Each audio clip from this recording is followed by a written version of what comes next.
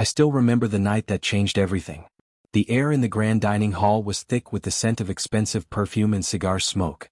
Crystal chandeliers cast shimmering reflections on the polished mahogany table, where generations of Reeds had gathered to celebrate their wealth and power.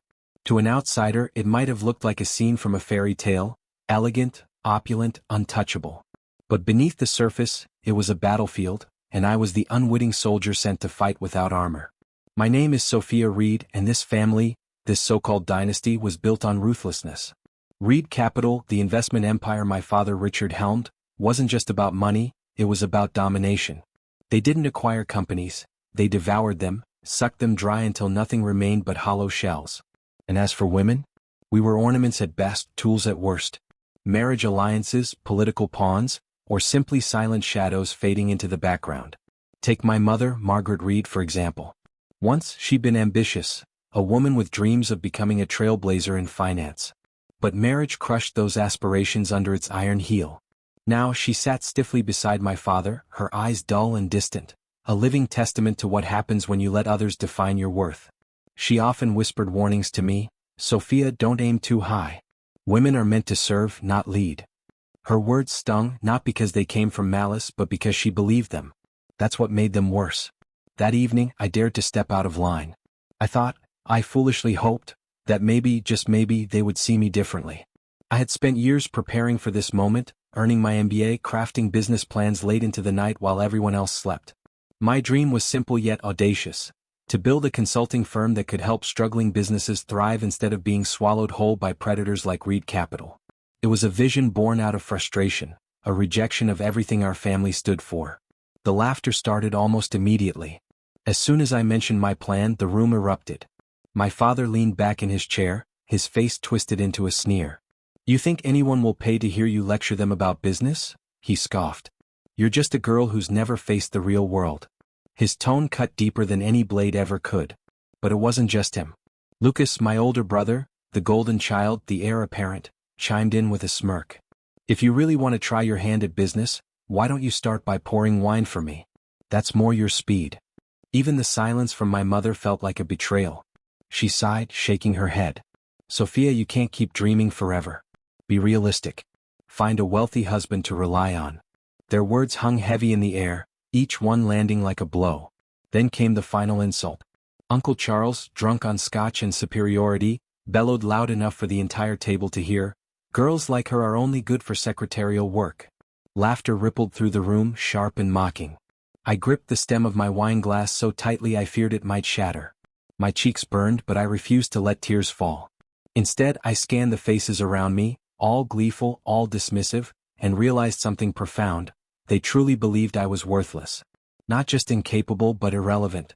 A speck of dust beneath their polished shoes. And then, my father did something that sealed his fate, and mine. He pulled out a blank check, scribbled his signature across it, and tossed it onto the table like a scrap of paper. "If you're so confident," he spat, "go make your fortune. If you fail, come crawling back here and marry someone worthwhile." For a moment I said nothing. I picked up the check, folded it neatly and slipped it into my clutch. Then I stood, meeting his gaze with a calmness that surprised even me. "One day," I said, my voice steady despite the storm raging inside me, "I won't need your money. You'll need mine." Before I turned to leave, I caught Lucas's whisper, low but venomous, "You'll be back, Sophia." Broken and desperate, just like everyone else who thinks they're special. I walked out into the cold night, rain soaking through my silk gown. Each droplet clung to me like a reminder of their disdain. Yet, as I stood there alone, chest heaving with anger and resolve, I made a promise to myself. They will regret underestimating me. The rain-soaked night of my departure from the Reed family estate marked the end of one chapter and the beginning of another. It was as though I had stepped out of a gilded cage, only to find myself in a world that offered no mercy.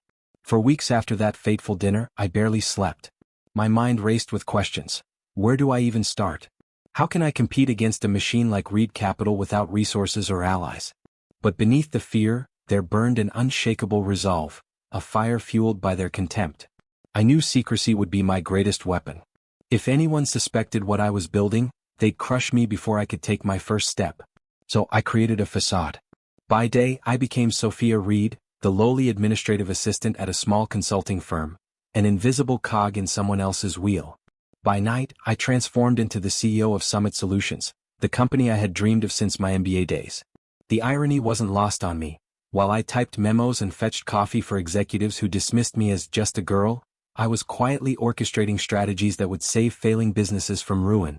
My apartment was a far cry from the luxury of the Reed estate. Nestled above a dimly lit Chinese restaurant, it smelled perpetually of soy sauce and fried noodles. The pipes groaned and leaked constantly, and mice scurried across the floorboards at night. But it was mine, a sanctuary where I could work undisturbed. Every morning I woke up at 5 a.m., dressed in bland office attire, and commuted 2 hours to my real job. After 8 grueling hours of menial tasks, I returned home to immerse myself in spreadsheets, client calls, and strategy sessions for Summit Solutions. 16-hour days became my new normal. Exhaustion gnawed at me, but I refused to slow down. Failure wasn't an option, not when so much was riding on this. One afternoon, while drafting a presentation for a potential client, I overheard Mark, a junior consultant at the firm, talking about me. He leaned back in his chair, smirking at a colleague. "Guys like her are only good for typing reports and making coffee," he said loudly enough for me to hear. His words stung, not because they were original, Richard Reed had said much worse, but because they reminded me how little people thought of women like me. I clenched my fists under the desk, forcing myself to stay calm. Later that week, during a conference call with the same client Mark had been assigned to, I spoke confidently, presenting data-driven insights that left everyone impressed. When the client chose Summit Solutions over his proposal, I didn't gloat.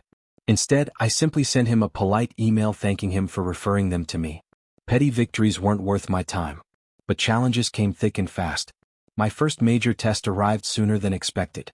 A mid-sized manufacturing company hired Summit Solutions to help streamline operations. We poured countless hours into analyzing their supply chain, identifying inefficiencies, and crafting a comprehensive turnaround plan. When we delivered the final report, they praised our work, until it came time to pay. Their CFO called me, his tone condescending.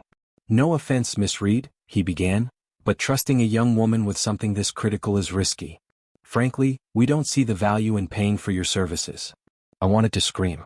Every fiber of my being rebelled against the injustice of it all. But instead, I swallowed my anger and responded professionally.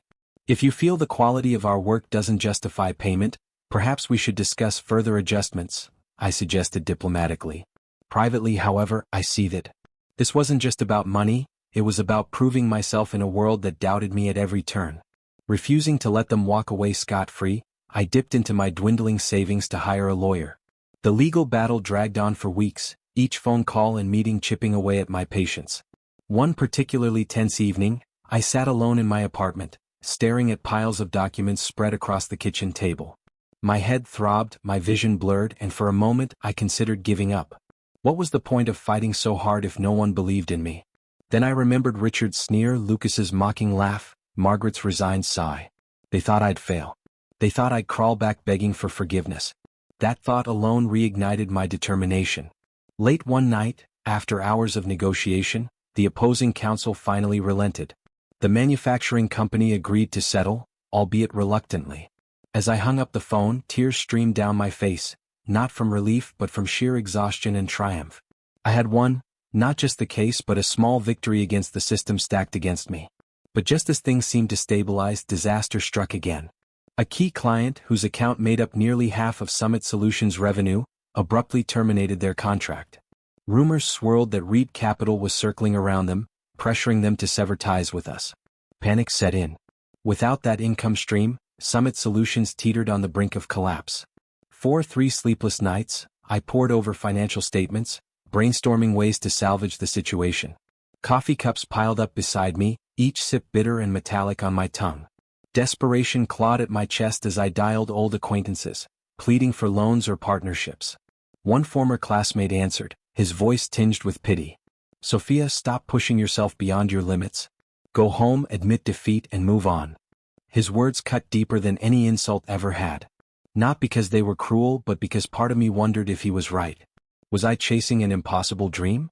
Could I really stand toe-to-toe with giants like Reed Capital? Yet, somewhere deep inside, a voice whispered, "You've come too far to quit now."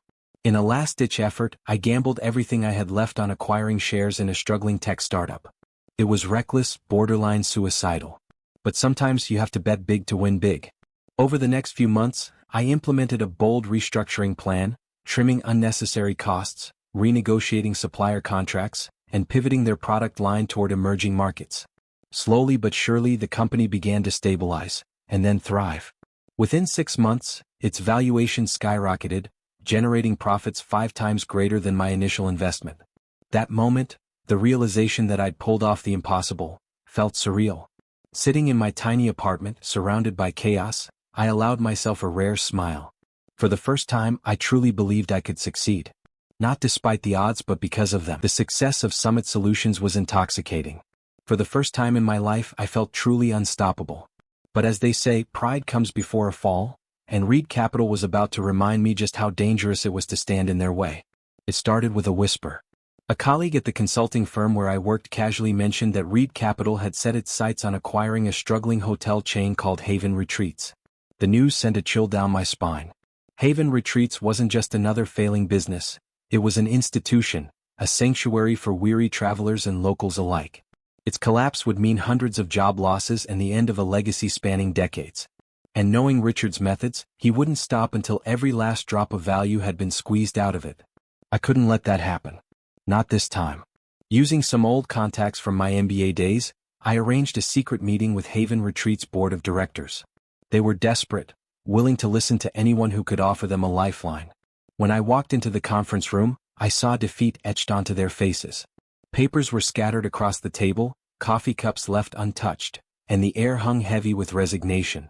"Miss Reed," one of them said wearily, "we appreciate your interest, but what can you possibly do against Reed Capital?" Instead of answering immediately, I pulled up a presentation on my laptop. Slide by slide, I laid out a bold strategy. Transitioning Haven Retreats into a sustainable luxury brand, leveraging AI-driven data analytics to optimize operations, and launching eco-friendly initiatives to appeal to modern travelers. My voice grew stronger with each point, fueled by passion and conviction. By the end of the pitch, even the most skeptical board member nodded thoughtfully. "If half of what you're saying works," he admitted grudgingly, "we might actually have a chance." But while I worked tirelessly behind the scenes, chaos erupted within Reed Capital. Lucas stormed into one of their internal meetings, slamming his fist on the polished mahogany table. "Who the hell is doing this?" he roared, his face flushed with anger. "First the tech startup, then Williams Manufacturing, and now Haven Retreats? Someone out there is playing games with us." Richard sat silently, his fingers steepled under his chin, eyes narrowed in suspicion. He didn't believe in coincidences, not when millions of dollars were slipping through his fingers. "Find out who's behind this," he ordered coldly. "And make sure they regret crossing us." Little did they know, the mastermind they sought was closer than they imagined. One evening as I left the Chinese restaurant beneath my apartment, I noticed 2 men lingering near my car. Their presence felt off. Too casual, too deliberate. I hesitated, pretending to fumble with my keys while glancing around for escape routes. Before I could react, one of them stepped forward, blocking my path. "Sophia Reed," he said, his tone icy. "You've caused quite a stir lately. Mr. Reed suggests you reconsider your actions, before things get messy." My heart pounded like a drum, but I forced myself to remain calm. "I don't know what you're talking about," I replied evenly, backing away slowly. Just then Frank, the elderly security guard from the building, appeared, flashlight in hand. "Everything all right, miss?" he called out, his voice steady despite his frail frame. The men exchanged uneasy glances before melting into the shadows. Shaken but alive, I thanked Frank profusely and hurried inside. That night, I tucked a small canister of pepper spray into my bag. From then on, paranoia became my constant companion. Despite the threats, I refused to back down. Every move Reed Capital made, I countered with precision. When they attempted to pressure Haven Retreat suppliers into cutting ties, I negotiated better deals directly.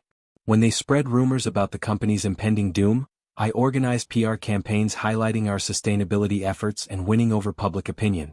Slowly but surely, Reed Capital began hemorrhaging money. What had once seemed like an invincible empire now appeared vulnerable, and it terrified them. Richard's paranoia reached new heights.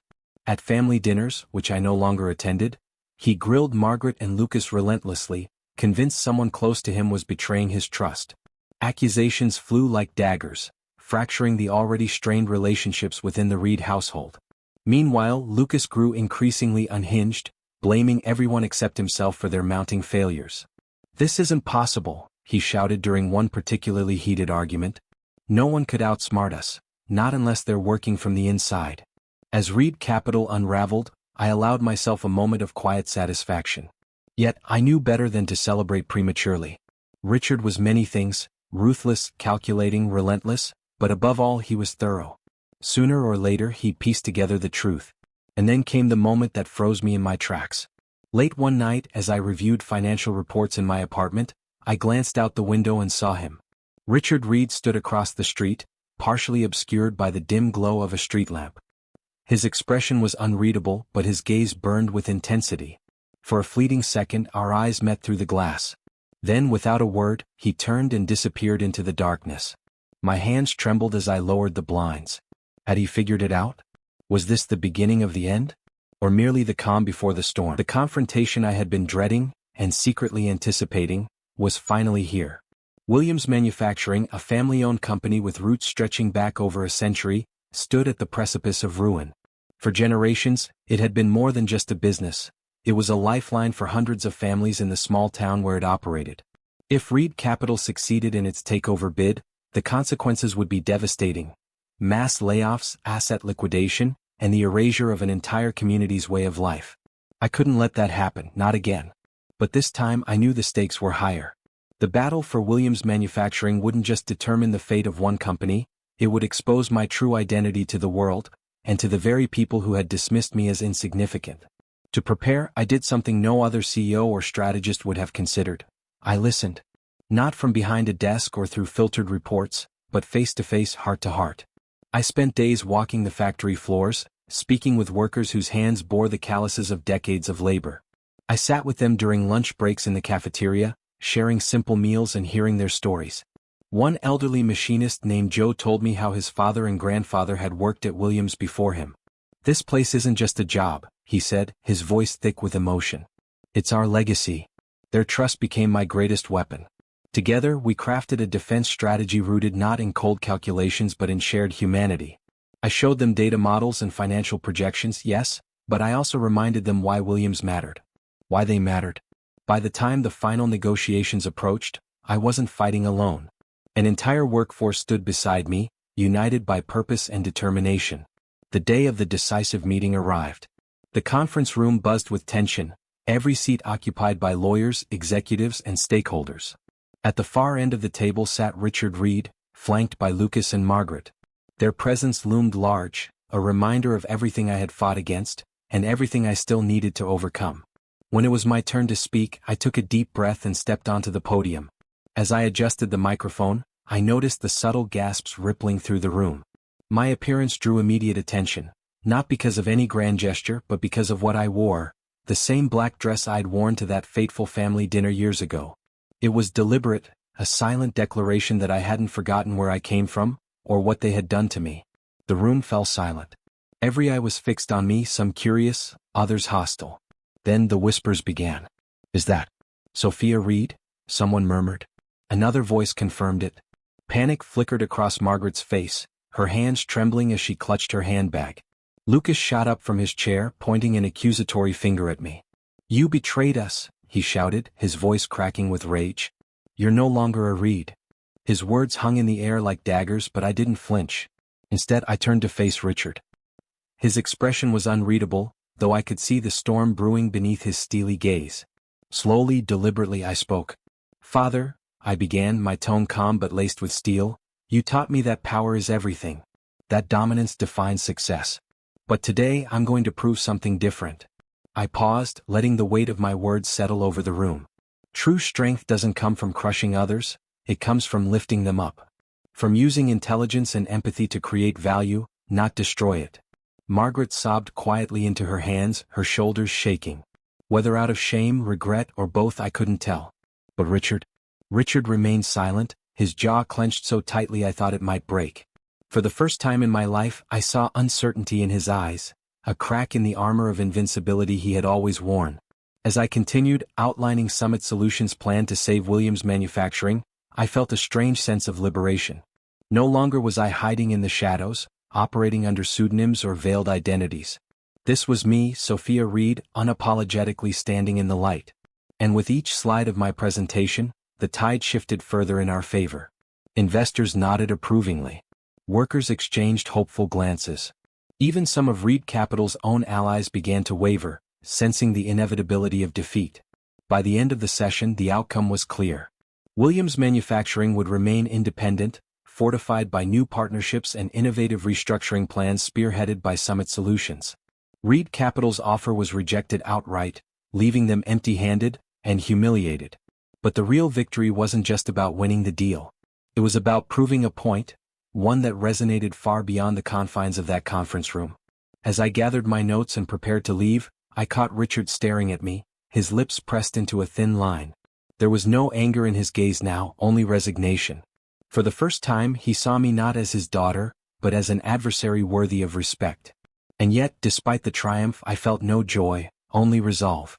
Because I knew this wasn't the end. It was merely another chapter in a war that had only just begun. The aftermath of the Williams Manufacturing deal was nothing short of seismic.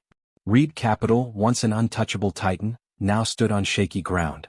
Investors had lost faith, clients were pulling out, and the media painted Richard Reed as a relic of a bygone era, outdated, ruthless, and irrelevant. For the first time in decades, the Reed name carried more weight in infamy than in prestige. But I wasn't done yet. The final chapter of this war would be written not with vengeance but with strategy. I called a meeting with Richard, not at his opulent office, but at Summit Solutions' modest headquarters above the Chinese restaurant. The irony wasn't lost on me, it was poetic justice served cold. When he arrived, flanked by lawyers who looked as exhausted as he did, I greeted him with a calmness that must have infuriated him. "Sit down, father," I said, gesturing to the worn leather chair across from my desk. His lips curled into a sneer, but he complied, his pride too wounded to argue. I laid out my proposal. Reed Capital would merge with Summit Solutions, effectively dissolving its toxic legacy and rebuilding it under new leadership. Mine. There was one non-negotiable condition. Richard had to step down as CEO and sever all ties with day-to-day operations. At first he balked, slamming his fist on the table. "You think you can just waltz in here and take everything from me?" he spat, his voice trembling with rage. "No," I replied evenly, meeting his gaze without flinching. "I'm giving you a choice. Accept these terms or watch Reed Capital crumble entirely. The decision is yours." For a long moment, silence hung heavy in the air. Then, like a deflated balloon, Richard slumped back in his chair. He knew I held all the cards. If he refused, Reed Capital's collapse would be swift and irreversible. Reluctantly, he signed the agreement, his pen scratching against the paper like nails on glass. As he stood to leave, he muttered something under his breath, but I didn't catch it, and frankly I didn't care. This victory wasn't about gloating, it was about proving that power built on exploitation could never withstand the test of time. Later that evening, Lucas showed up unannounced at my office. His usual arrogance was replaced by desperation. "Sophia, please," he pleaded, his voice cracking. "I know I've made mistakes. I know I've been wrong. But give me another chance. Let me help you rebuild the family." I studied him for a moment, searching for sincerity in his eyes. All I found was fear, a mirror image of the man who had raised us both. "You had your chance, Lucas," I said softly, though my tone left no room for argument. "You chose to stand by our father instead of doing what was right. That was your decision, not mine." Without another word, I turned away, signaling the end of the conversation. He lingered for a moment, then quietly closed the door behind him. As night fell, I stayed late in my office, reflecting on everything that had led me to this point. Through the window, I saw Richard standing outside, staring up at the dimly lit room where I worked. Our eyes met briefly through the glass, but he didn't approach. Instead, he turned and walked away, his silhouette frail and solitary against the city lights. In that moment, I felt no triumph, only a profound sadness, for the man he could have been, and for the years we had wasted in conflict. The next morning, I returned to the old apartment above the Chinese restaurant. Though I could afford luxury now, I chose to keep the space as it was, a reminder of where I started and how far I'd come. On the wall, I hung a photograph of the cluttered kitchen table where I had spent countless nights drafting plans and strategizing victories. Beneath it, I scrawled a single sentence in bold letters: "Success isn't about where you start, it's about where you're willing to go." News of Reed Capital's transformation spread like wildfire. Headlines hailed me as the woman who toppled a giant, and interviews poured in from every corner of the globe. But fame was never my goal. What mattered most was the message I hoped to leave behind. For women told they couldn't lead, for dreamers dismissed as naive, for anyone who had ever been underestimated. Standing by the window of my office, I gazed out at the sprawling city below. Skyscrapers glittered like stars, each one a testament to ambition and resilience. My journey hadn't been easy. In fact, it had been grueling, painful, and riddled with moments when failure seemed inevitable. But it had also taught me something invaluable. True strength lies not in dominance, but in the courage to rise above those who seek to hold you down. As the sun dipped below the horizon, casting the sky in hues of gold and crimson, I whispered the words I wanted the world to remember. Don't let anyone decide your worth. Write your own story no matter what the world says. And with that, I turned off the light, ready to face whatever tomorrow might bring.